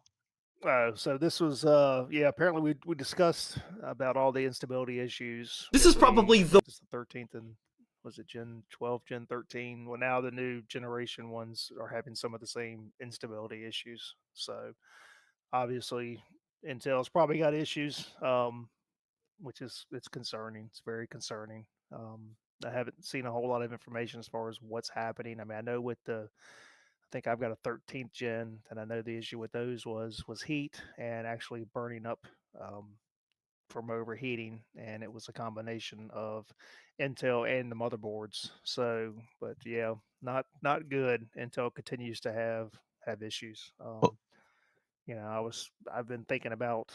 I made the mistake when I built the PC. I didn't pay attention when I bought my CPU, but it did not have onboard video. So I unfortunately have to run my fourth monitor off my graphics card, and I would prefer to be able to run it, off the motherboard, but I can't do that. So I was actually starting to look for maybe replacing the CPU, and I don't want to have to replace my motherboard. So of course I want to stay with Intel, but I may just hold off on that for maybe a year or two, and then go the AMD route because that definitely seems to be a much uh, better choice here recently. well, that's what I was just about to ask. Like, if you were doing a brand new build today from the ground up, would you go Intel or AMD? I'd go AMD. Yeah, I mean that was my choice last summer when I did my build was to go AMD. But look, I had to be persuaded to do that. I've always been an Intel guy, and the listeners actually in our Discord channel, the ones who end up persuading me to go to AMD, and it was I was presented data that to show that it was better for iRacing anyway, and that a lot of personal experience, people who have that AMD. I think I got the 7850 X3D one. Yeah, I mean I've had both in the past. Like I said, in hindsight, but I didn't know. I think I reached out to you and I'm like, hey, and you threw me what your future build was. You were already working on it back in 23. So you sent me your list and I was like, holy crap, I can't afford all of that. So then I had to start piecemealing it. So this next video, one of our content creators has come up with this neat idea of reviewing people's rigs. I don't, we've never heard anybody do this before, have we? Yeah, it's Daniel Morad, and he's looking at some of his viewers' rigs. They send in little video reviews, and then he gets to talk about it. And he has like 4 or 5 of them here. He reviews. Kind of neat though. I always love watching it to see other people's setups and see what's important to them and that kind of thing. Like this guy, the first one, he has like this kind of neat little custom button box that's unique. Well, the first guy is he's in a motorhome. Oh yeah, that guy. Yeah, that was very unique.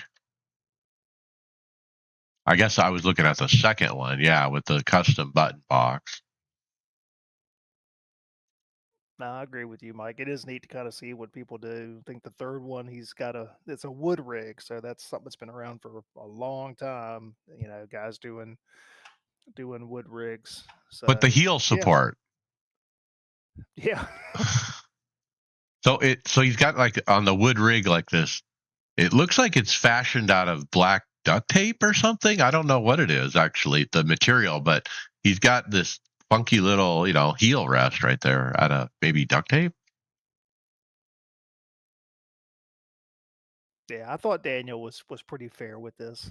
This could have gone so many different directions. That's what I was worried about when I first watched it. And then there's the guy with the gaming room. He puts the rig in the corner and he's got actual video game consoles like old style. He's got like 3 down one side and 3 down another and a couch, and it's like a total gaming lounge. Pretty cool. Daniel really liked it.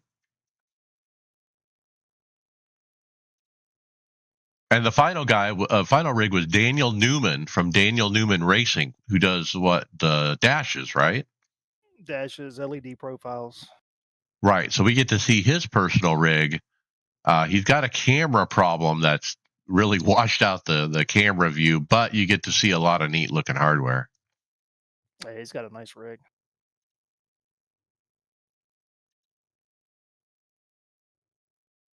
All right. Next up, we have a video investigating one of the newer manufacturers.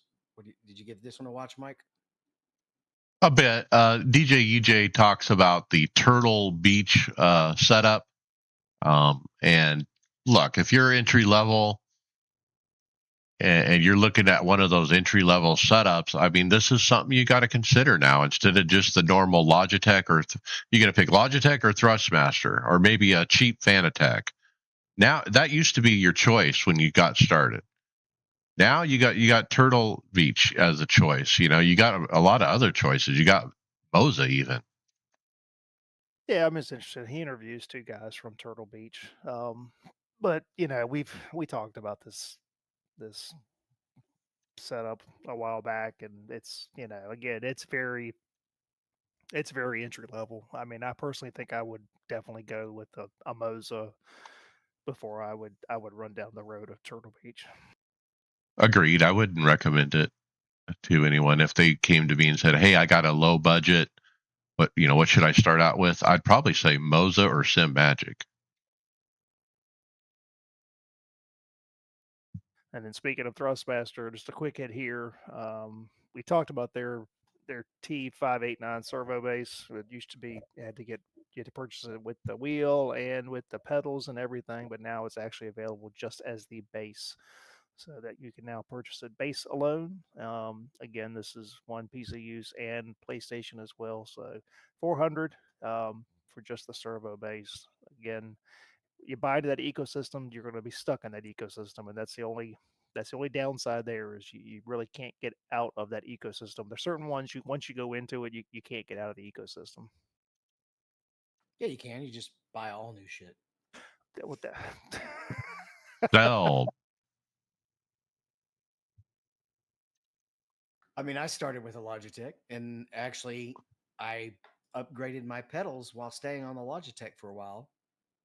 I know, I did too. I Uh, started with the Logitech, but I mean, yes. But what I'm saying is, with like the Thrustmaster stuff, is again, you're in that ecosystem with wheels and everything else. There's not really any options to use a third party wheel in the Thrustmaster system.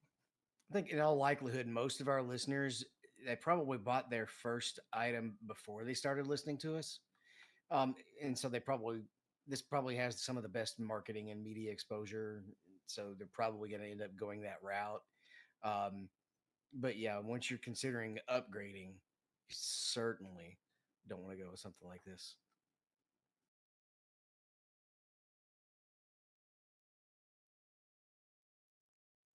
All right. Next up, I just love it when you make typos, Brad. We have a I just Cabe saw that. management option, and I was saying, do you have a problem child, and his name happens to be Cabe? Is that what we got going on? No, I'll fix that. So this But is just a quick hit. Go ahead, Mike.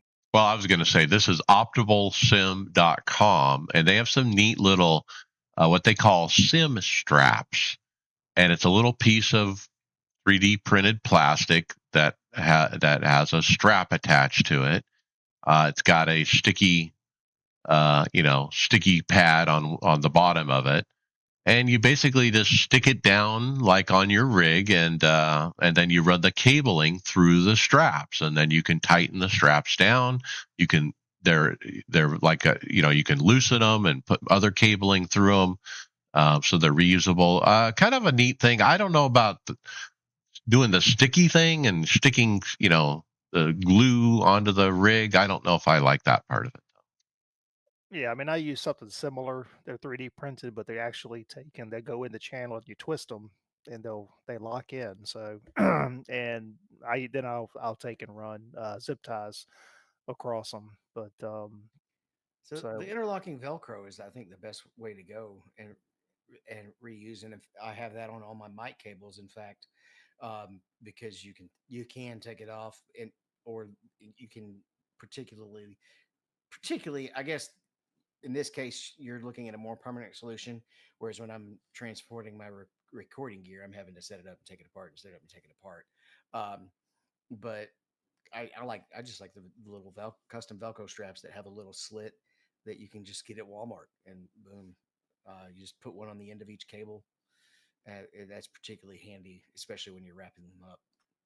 yeah, I mean, on mine, it's a combination of zip ties and Velcro straps as well. It just depends. And then I actually use the sheathing for all of the everything when it comes out the back side before it hits to the power strip. Everything's is all in one sheath coming down, so it's not wires going everywhere. I'm pretty anal retentive when it comes to cable management.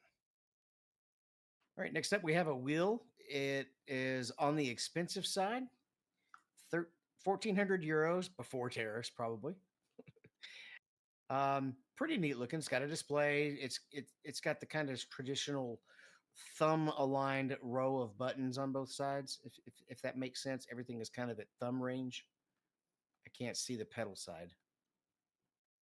Yes, this is the Velocitus Imperium. It's their LMDH wheel. Pre-orders are opening now. It's supposed to start shipping at the end of July. So um, yeah, I mean it's probably one of the more realistic looking wheels, as we've kind of talked before.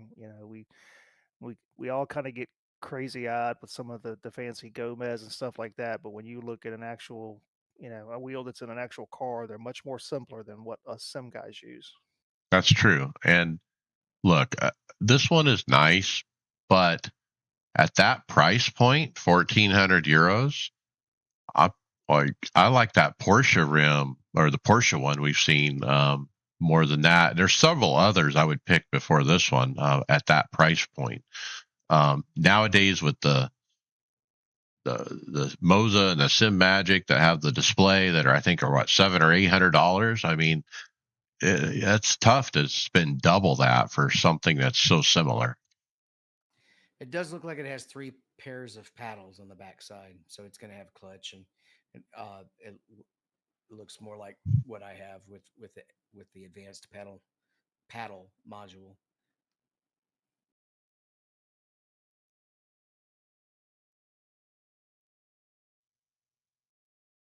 All right.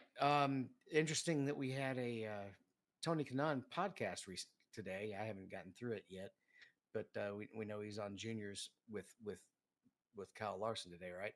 But it looks like he's changing his colors on one of his sim rigs, and he's teaching you a little Portuguese while he's at it. Well, I don't know if he's changing colors. I think what's happened here, David, is Micro Center has come up with a custom SimLab P1X Tony Kanon edition of their cockpit available only through Micro Center as an exclusive. And so it's got the McLaren orange on it, since Tony's, the McLaren guy now.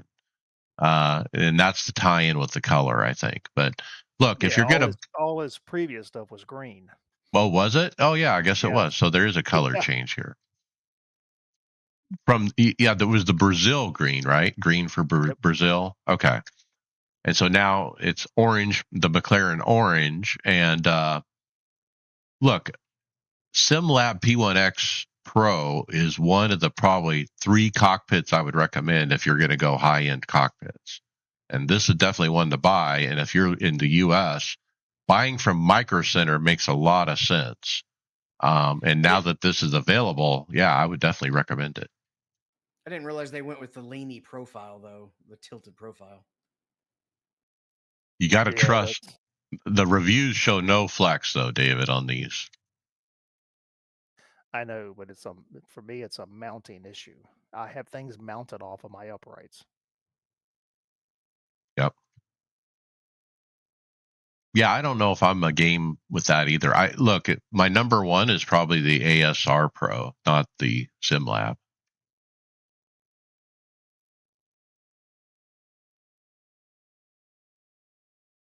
I got this one, David. We got a note from PC Bag that GPUs are spared from reciprocal tariffs, but prices may still increase. Graphic cards were previously targeted, but the industry is still bracing for chip specific tariffs. So if you're building a computer and you're going to be buying a 4090, a 5090, a 5080, whatever you're going to be buying, man, it's a volatile time to be buying from a foreign country when you're in the U.S. right now. About as far as what will the price be today versus what will it be tomorrow. I mean, it's changing by the hour these days. What's happening with pricing? Well, I can tell you just from my my job. I mean, we're already starting to feel the impacts, and somewhat frustrating because I've already got vendors that are putting surcharges and increasing prices when it's stuff that really has nothing to do with the tariff. Unfortunately, some vendors just decide, that's a good opportunity for me to go ahead and raise prices. Now we haven't talked And about. watch out Sorry. for the prices not going back down if the tariff Oh, goes away, they never right? do. They never do. Now we haven't talked about Fanatec on this show for a long time, and I've done that on purpose. But look, this is the story I thought we would bring up.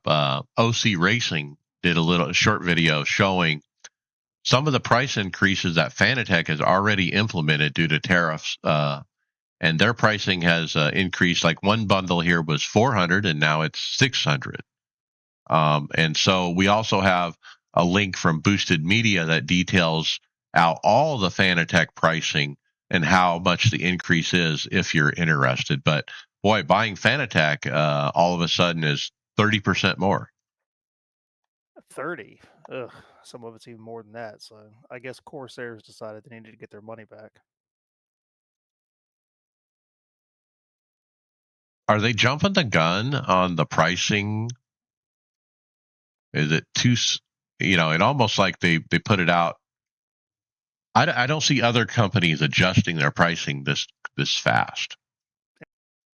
I mean, very high. CSL pedals, previous $100 now up to 150. So 50% increase right off the bat.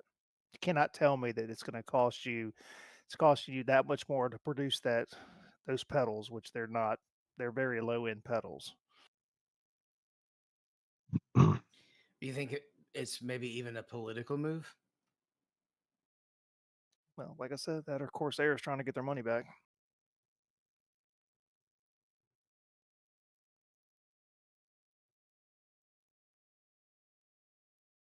All right, what's up with the Conspit Max 01?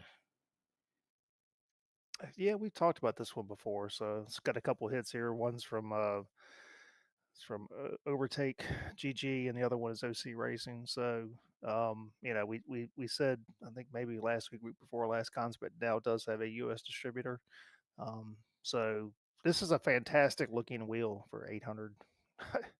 800 euro. I mean, it's Mike. You talked about the ones that are, the 1500s and stuff like that. I mean, to come in probably under a grand or right around a grand. It's a good looking wheel. I really like the look of it, except for the purple knobs. That's my only downside to this. But other than that, it's good for reviews. Um, yeah, I mean, not really anything bad to say about this wheel. No, the reviews came in good on these two videos, and I'm pleasantly impressed. Just like we just talked about, that other rim was $1,400. This one looks just as good, if not better, and it's $800. Excuse me, euros, I should say. And This looks so about like something I might go with if I have to change my base at any point, or if I have to replace my formula wheel, because it's got exactly the layout that I'm looking for, and I don't need the screen. That's about the only thing I would love to get something very similar without the screen. But yeah, it looks nice. to have the screen at that price point, it's a huge value. So, man, I sure hope we can see these at the Sim Gaming Expo. Yeah, and this is SimHub compatible. Mike, you mentioned like Sim Magic, the FX Pro, which is their only wheel right now that does have the screen, is not SimHub compatible. That's the only downside to that.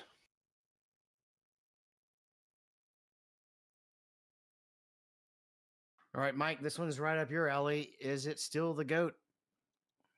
Yeah, it's been the 6-year anniversary of the SimiCube 2 Pro this week.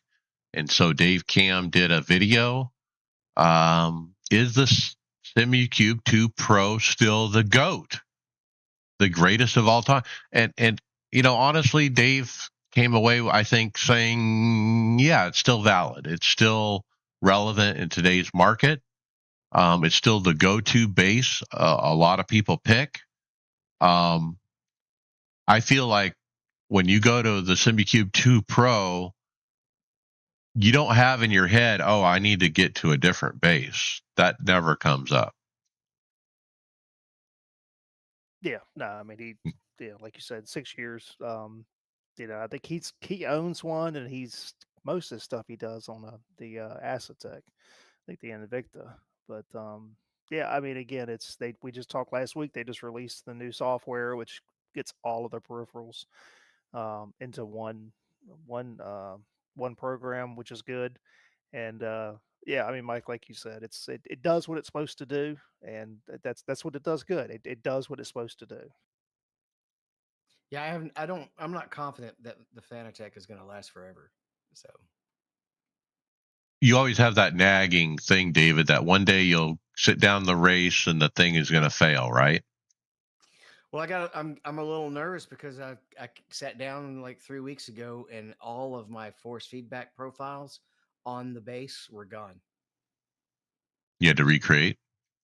I had to recreate and if I had that information saved, it was like 3 computers ago.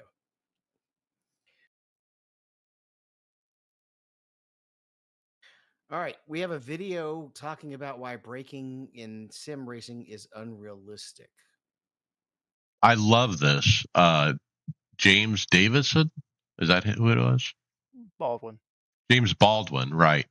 He does this video and he talks about why sim racing braking is unrealistic. And his reasoning is all of our peripherals that we use for pedals measure basically 0 to 100%. That's the whole idea. You put pressure on the brake, it does a graph somewhere between 0 to 100% to show how much it should actually brake in the game.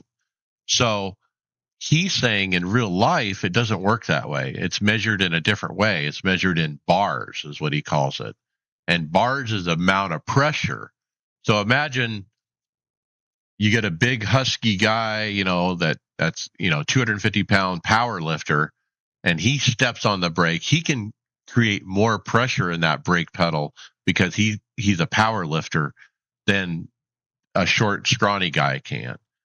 Even though it's the same brake system and the same car, I guess that's the way to say it. Yeah, But does this address hydraulic brakes because they feel the pressure? It's exactly how they work and what makes them so good. but they're still operating on a scale of 0 to 100%. There comes a point where you reach maximum percentage at 100%. With a real car measured in bars, you never reach 100%. You can continue to push. So, and that's the difference. But there's look, I understand where he's going, but there's nothing, there's no other way right now to do it in a peripheral other than a percentage. That's just the way things work. Well, I But guess in the software you can set whatever 100% is, but the pedal itself doesn't measure 100%. It's sending a value. It's sending a value that's like about a three-digit number, and there's a maximum number that if I'm stomping the crap out of it, but if I change the spring or move the pedal a little bit, it'll give an even higher number. So there's not an actual 100% on the pedal. There's just a 100% on the software because I don't want to have to be um, shoving. I don't want to have to be squatting 300 pounds to reach my maximum braking. But that's what he's saying. so the tidbit that really got me on this was at one point, and maybe I heard this wrong, but he said that there's a new pedal manufacturer with a new brake pedal coming out this year that actually measures the pressure put down, the bar put down versus the percentage.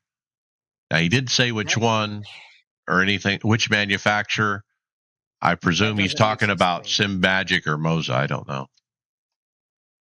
because the way the hydraulic brakes work is that the amount of pressure you're putting on it is what it's is determining the value that it's sending.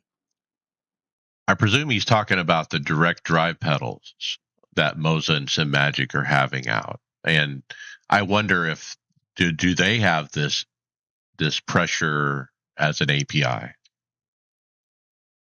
even though the Sim doesn't support it. So iRacing doesn't support that, but he said that because that manufacturer has that, maybe in the future these titles can support it. That's what I heard, but maybe I heard it wrong. No, I remember him saying something along those lines. But yeah, I mean, again, that's why we do, whether it's elastomer springs, hydraulics, any of that stuff. I mean, that those are done to try to mimic the feel of an actual pedal. But at the end of the day, it's either gonna be a load cell, which is measuring pressure, or it's going to be a potentiometer, which is measuring distance. It's something physically moving. So those are, I mean, that's what we've got to work with right now.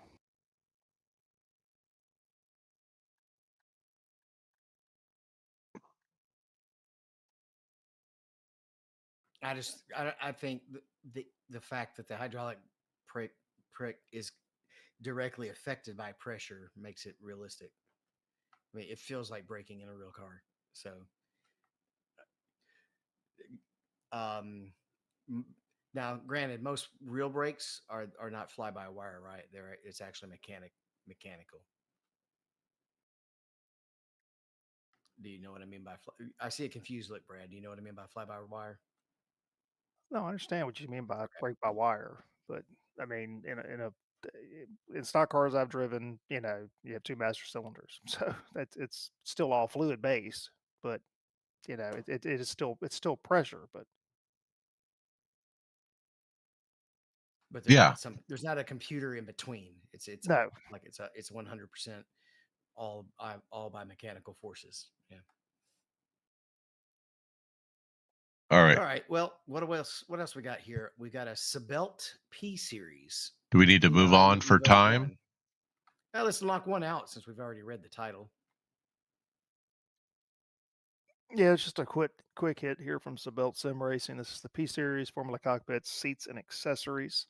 So this the P99 Evo. It's the only one that they've got listed. I went to the website, even though they show different. I guess you can filter by P, S, and X, but the only one that's currently showing is the P series. It's we've looked at their stuff before. It's not a whole lot different. It's got the slanted back, uprights.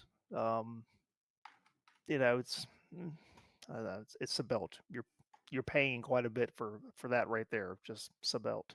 Yeah, that's what I was going to say. I mean, looking at when I hit shop, it's 879 euros, and it's just the uprights and the wheelbase part, or the attachments to the wheel, and the bottom, rectangle part. That's it. There's nothing else there. There's no seat. There's no pedal area, a place for your pedals. There's no gear shift. There's nothing extra. Like, there's a lot of stuff you'd have to get on top of this 879 to make this a full rig. Seems expensive. Yes, it does. All right, it's time to start talking some NIS results. Mike, we'll open it up with Friday. Friday Open, NIS Darlington. I had a DNF. I kept getting involved in other people's wrecks. 7 minutes damage, eventually completely wiped out. It was too much damage. We're done. Yikes. Chris Waldron, DNF. Tony Rochette didn't even make it 3 laps. Lap 3, guy sent it in the corner and under me in 4 and put me in the wall, killing my right front. Thought the last 2 years my racing is in a slump. Nope, 2025 looking to become worse. I've lost just about 400, putting me in the 1600s. Something stop my bleeding. Brad, P28. Yeah, just a disaster of a race all around. Ended up being wrecked 3 times. I really don't feel like I was at fault in any of them. I was running in the top 10 most of the start. Started to get a little bit later into a run. Go to make a pass on a guy going into turn 3, and then the guy behind me just decides to throw it in underneath me, taking it 3 wide, which forced me up into the guy on the outside. And that's where it started. So um, I had the chance for a decent finish at the end, and Mike, you went back and saw that replay where the guy just literally just drove through me in turns 1 and 2. I mean, I did a slide job on him, but I don't think I deserved to basically, as we got to the middle of 2, I mean middle of 1 and 2, and then off of 2, he hooked on my back bumper and then just drove me straight through. Yeah, it wasn't cool at all. John Curley, P6. Had an unusual event here. I was in P6 and got a lucky dog. That's the highest position I've ever seen one. Bad news is that on that restart, I got a black flag for passing under yellow. What happened was the spotter was saying let the 8 car by, but he was nowhere around me. iRacing has got to fix this. The only way I could have avoided this was to stop at the start-finish line as the green flag flew. Frustrating, but I had a great run and was happy with a P6. It's getting ridiculous. It's getting old. Tony was complaining as well that every time he had a lucky dog, he couldn't get back to the pits in time before it was starting to make him let people by. This whole stewarding system is broken, and the way they've compressed the cautions is just making it more noticeable. With every caution essentially being a quickie caution, but they've just got to do something where people who come out late don't get to pass the lucky dog. You've got to do something with it, and this doesn't need to take a year to fix. Sunday Open, Tony Rochette, P9. This tramp got me in a different way this year. Fast car on the long run, was a top 5 car all race. Till towards the end on a restart, a guy didn't like me passing him on the bottom out of turn 4 and just left doors me. Fixed the damage and got out of the pits same time as it was closed. Somehow got put a lap down and starting behind the leader. I just started on the apron on the restart, so wouldn't black flag anyone. A few laps later, got the lucky dog and was making my way around the pits. Were open till they weren't. Just as I crossed the line and black flagged me, the hell yeah, couldn't serve it till the end, last green-white checker. Now look, I had the same thing in one of my races where a car that was a lap down was in front of the leaders, didn't get waved around, and didn't get put to the back, and was expected to start with the leaders up front. And he did the same thing. He went down to the apron to kind of get out of our way and let us go by. But that's totally broken too. Well, I think I ran two A opens this week at Bristol. I think it was the second one, but we had a restart and literally we're catching up to the pace car. The green comes out, the pace car is in the middle of the backstretch just by itself when the green came out. Nowhere even near where the leaders were. And just absolute confusion. I've never seen something like that happen where the we get the green with the pace car by itself on the backstretch. So the shorter cautions that David referred to, where they shorten the cautions by one lap, I think that has this unintended consequences, and it's breaking all this other stuff. People are just not having time to get into places. Another issue is that the pace car. I've said this just about every week now. The pace car should wait until the leader is coming around to pull out. So if the lead, when the caution comes out, if the leader is in turn one, the pace car should sit for a second, like it does in real life. Well, I think if you add a lap or two to the beginning of the caution and let everybody get caught up, would make it easier as well. If the field is then caught up and then you start to pit, even I would be willing to wait 2 laps before pits open, just so you get the field caught up.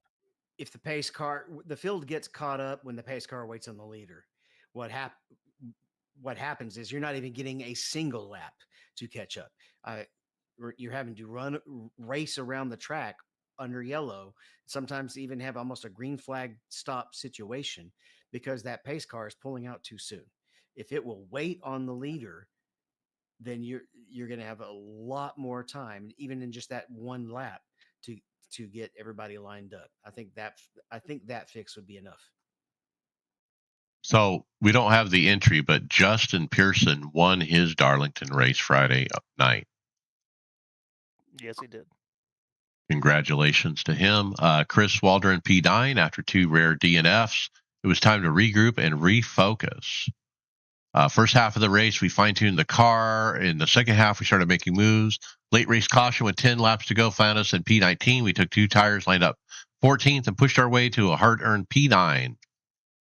Sunday fixed, I ran P7. Finally, after a horrible week, I get a decent finish and pull off a top 10. Whew. Basically stayed out of trouble this time and kept my nose clean. Look, I had a horrible week at Darlington. I think the best finish was like 16th or something. So yeah, I was happy to at least in fix to get a seventh.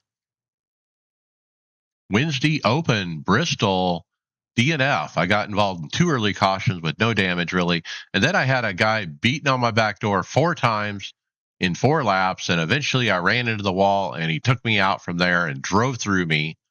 Too much damage. We're done. He started cussing at me, bad words, calling me names after that, and so yeah, I did turn that in as a protest and I assume the guy's been parked. I did get back a successful protest. David, P8. Yeah, you don't get parked for cussing. You just get chat banned. Okay. Unless you hurl something out racist, they'll hit your racing there too. Yeah, P8. The low line was good on the long runs. Brad was preaching that all night, and yeah, it was definitely the case. If you could run the long line, particularly in this race, they would actually start to come back to you around lap 50 or 60. All the guys that were running the high line. I did take two tires on a 15 lap shootout though, and just had to stay high to defend because if you did try to go low, um, you'd start to get freight trained. I did think I was in early trouble as in the first 5 minutes of the race, I had 8X from people spinning out right in front of me. Got up to 12X, but I finally got far enough up in the front that I was away from all the guys that kept wrecking for 15th. I'm fine with racing for 15th, but wrecking for 15th, it gets pretty frustrating. All right, Brad, P6. Yeah, P6 ran to the front the whole race. It was enjoyable. Like Dave said, when we would get those longer runs, the guys that were all running up top, cooking their tires, would slowly start to come back to you. So Premier Racing setups really good this week on the long run, especially. So I did have a chance to try to grab the lead with about 30 to go, and just got overzealous. Ended up clipping the wall, and I shared with the guys when we were racing, just frustrating. Got a 2X. Spotter tells me no damage, but the car was not right from that point on.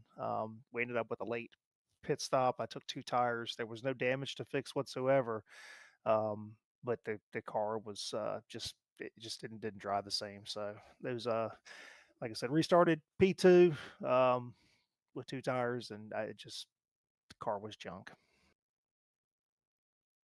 All right. Thursday Open P20. Had a good run early on. I stayed out of trouble.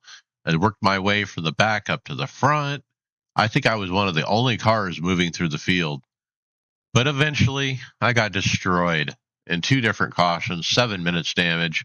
It was so bad I couldn't steer at all. Went many laps down, fixing about half the damage, and then I just rode it out from there to finish P20. David, P6. Yeah, reinforcing what Brad said. Overall, I ended up with a good finish because I flipped the cautions around correctly, but I lost a lot of track position on the long run because I had visible damage that Brad could see from when a car just, I guess, forgot I was there because Brad was right. Yeah, I Brad was was right there when behind he you. saw it. He literally, I was running beside him for 2 laps. It wasn't like I dove bomb him or anything. I was running. I was running beside him and just, I thought he got hit or something the way it happened because he had run clean by me for 2 laps. And it seems like he had just forgotten I was there. But I pitted and there was no damage. But we had a really long run, like 70, maybe 80 laps. And I started getting destroyed on even though I was running the low line, not running the high line, trying to tear the tires up, and the percentages were way off too. It was like 74% on the right front and 90% on the right rear. Um, so I'm thinking, and Brad could see some damage. I'm thinking there's some weirdness with the damage model where some of the damage is not getting reported to the spotter, but is actually still affecting the handling of the car. But you didn't have any damage to fix when you pitted either, did you? Correct, correct. Yeah, same But problem I had. I mean, I was running. I'm traditionally a long run guy. I traditionally can't go on the short run, and was just running the low line. I let some of the faster guys go on the outside at the beginning, and we got to 60 laps, and these guys that were running the high line the whole time just started blasting by me when they normally don't. So it makes me really wonder: is there something a little buggy with the damage model? All right, so talking, ended up with a P5, same race David was in. So I ran up front the whole race. Cooler weather's made the tire management a little bit easier than the A Open. So the NIS weather's been about 20 degrees cooler, and it's been overcast versus the A Open. It was like 110 and clear. So we did get one nice long run, and it was again, just you got to be patient and managing trying to run the bottom. So everybody starts to come back, to you at that point. But then we had a yellow come out. So I never run the afternoon races on Thursday just because I'm usually at work. So I went on vacation this week. So lots of names in there that I did not know. So it was kind of enjoyable to run with some different people. But man, there were some guys in there that were just, whew, whew, just trying to follow guys and watching them move 2 lanes every single lap is frustrating. All right. A Open, Brad, P2 at Bristol. Yeah, this is what could have been. So typical Bristol race, some yellows and a long run. Drove out to a 4-second lead, only to have a yellow come out with 25 to go. So like I said, the weather was a lot warmer for the A Opens, and same scenario, guys just jumped up top and were just cooking tires, ripping the high line and let them go. That's all I did, was just let them go, and then I came right back to them, and like I said, got to a 4-second lead. Um, but you had a yellow about 25 to go. Eventually, guy took 2 tires. I took 4. I was faster, but just I couldn't pass him. He was ripping the high side, and when you're trying to make hay on the bottom, you just can't. You don't have the momentum coming off the top. So probably could have forced the issue, but I did want to win it that way. So, but again, Premier Sets really just a rocket this week. So big shout out to them. Definitely. C Open, John Curley, wrecked every time, ran about 6 of these. Typical Talladega, still fun though. And then IMSA Brad P12 at Fuji. Yeah, snuck in a an IMSA race this past weekend, so ended up top split. Um, I like Fuji. I like the first two sectors. The last sector I do not like. You come up out of the infield there. I just struggle there. I always do. So was running 10th, ended up with a self spin in that area. So I finished where I deserved to finish. So it is what it is. IndyCar iRacing Series Tom Dreiling P2 on Wednesday night at Long Beach, qualified 15th. Was not my fastest on the primary. Once I switched over, I was able to move forward. I'll take a top 5 and look forward to Saturday with 2 more chances. Other racing that I ran, guys, I ran the Trucks at South Boston. Yes, you heard me right. A dirt truck at a pavement short track. No damage, and there was 50 cars, 50 trucks, I think. It was a blast. It was almost demo derby style, but it was fun. Then we ran Gen 4 at Michigan. Full horsepower car. Man, you gotta love that. The old Indy car at Talladega started 52nd out of 60 cars. Think about that. Indy cars at Tally, 60 of them. And I went from 52nd to finish P5. Super happy about that. Supercars at Michigan. I did lead some laps. I was leading on the white, but I got dumped on the backstretch by second place, P6. Ouch. 87s at Talladega. Toward the final laps, I got to the front, top 3 to 5. One guy got out to the lead and he started getting cocky on the radio. Like, oh, now I'm in control of the race. And so when I got up behind him, I gave him a little bump draft and got him got a little bit out of shape, but he kept his position. Now, uh, he stayed in front of me, no big deal. Well, it was a big deal for him because after that, he went after me and he tried to wreck me. He got up behind me.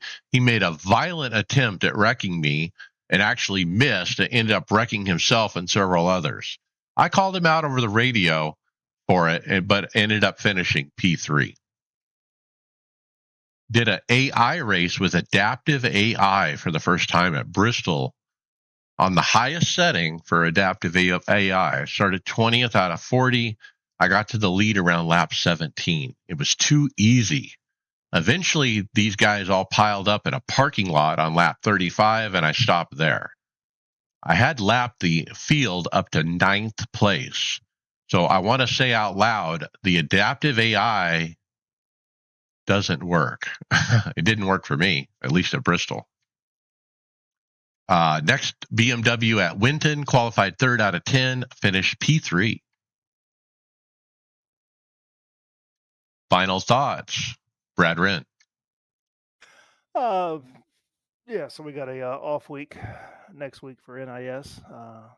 One of two for the remainder of the year. So um, looking forward to that a little bit. I'd like to keep racing, but I've made a kind of just put a refocus on NIS and on the Cup car, and have tried to get my IR back up to where I think it ought to be, which ought to be in the mid threes. So I'm just kind of digging myself out of that. But since we're off next week, I started playing around today a little bit with the the Delara F3 car. I haven't done anything with Formula at all, so kind of thinking about maybe playing with that a little bit. So I wanted to kind of put a question out to the listeners. Jump on Discord, give me some ideas. What do you think would be a good starting spot? For if I was going to start on the Formula side. Um, so let me know. Just give me some ideas. Formula Ford, and then once you're at top 3 it, then you move to the next car up. Once you top 3 it, move the next car up. All right. All right. David Hall, final thought. All right, so I only got to run, I guess. No, I got to run Darlington. Where were we at Darlington this week? I'm lost. No, we're at Bristol Bristol. this week. I got to run Bristol twice. That's just how busy I've been. And I only ran one race at Darlington, and it turned out pretty good. Traveling a lot, doing the musical gigs or music gigs are really picking up.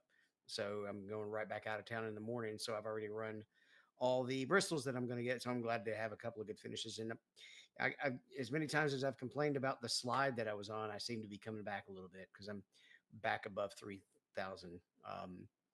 It just it'd be nice to get a win every once in a while, but I just kind of going into every race with a goal to finish in the front half. And if I can do that, I'm pretty happy. Uh, so yeah, that's it. I did not get to run the majors race this weekend. That was a little disappointing. They ran the Coke 600, I think, in the 87s. That would No, have it been was cool. the Gen 4s. Okay. Well, it still would have been Yeah, fun. no, Uh, I didn't do it either. but I know we have another WEC race coming up, and so uh, that's about it. There was one more thing, but reserve the right to come back to it. I can't remember it now. I started taking notes because I knew I was going to forget my final thoughts. Moza. So I ordered that Moza M Booster brake 21 days ago, and I have no shipping notice. Now, my friend in Discord, one of our listeners, he ordered 4 or 5 days before me, and he got his a few days ago. I've seen other people online that have gotten theirs. I haven't gotten mine. I'm a little concerned. Uh, I actually emailed Moza today. Haven't got a response, but hoping, for the best on whatever's going wrong. I definitely see my order. They definitely have my money. Um, I I'm was gonna say, concerned about the tariffs. Is that going to hold up the order? has the money cleared the bank? It has, yeah.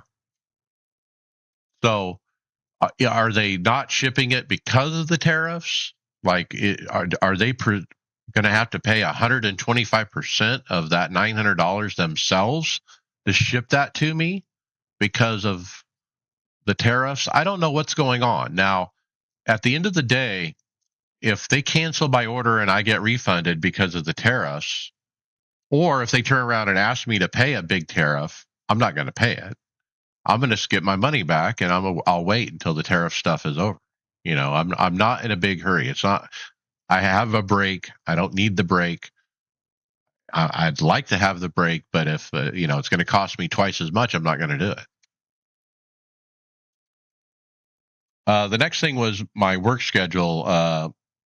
My job changes work schedules every 6 months, and this in the first time in 8 years, I've actually drawn a schedule I don't really like. Work until basically 10 p.m. Eastern. I have the same days off though, but I don't end till 10 p.m. Eastern. Well, the races start at 9 p.m. Eastern, so I'm going to be basically missing NIS on Wednesdays, NIS on Fridays. I won't be able to race those anymore. And that's a bummer. It really hurts. Could I go find another job? I probably could, but am I going to? I don't think so. I'm kind of lazy. I don't like change either. So at this point, looks like I'm not going to be racing those nights, but I'll still run it on Thursday during the day. I'm probably going to start running the Sunday morning one as well, so I can run it at least twice a week. Probably start running A opens would be my guess. But I'm not real happy about it, but I'm going to adjust. And with that, we'll see you on the track later.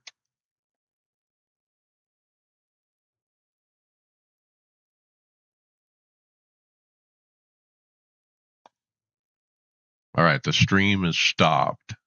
Title ideas. Number 1 is too long. I like number 4.